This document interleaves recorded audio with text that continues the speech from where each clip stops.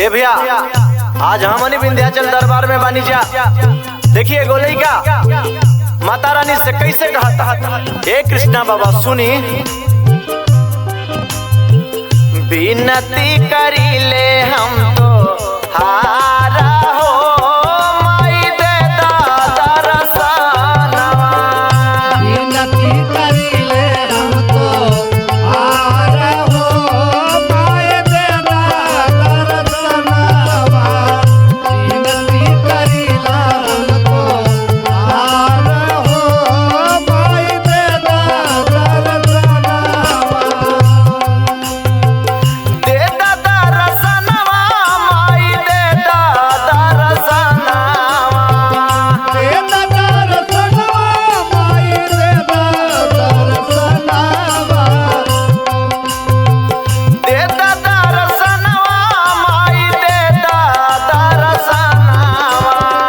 कब से खड़ा बानी दुआरा हो माई दे दादा रसनवा।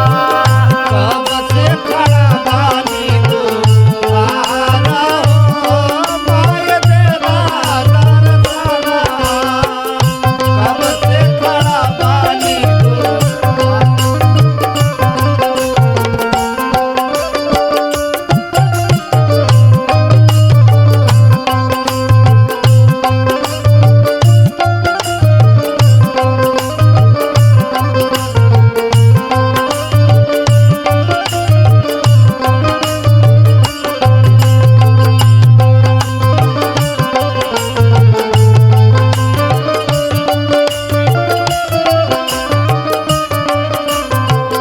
दुनिया में माई एगो हमा हो ललनवा।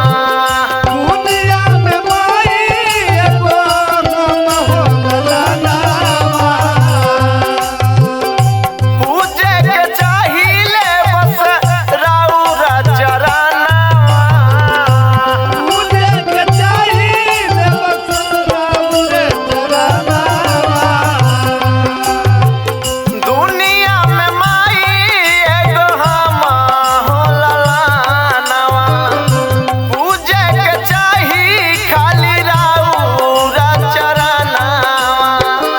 मनवा भइला मोर जय हो मनवा भइला मोरया नारा हो माई दे दादा रसनवा।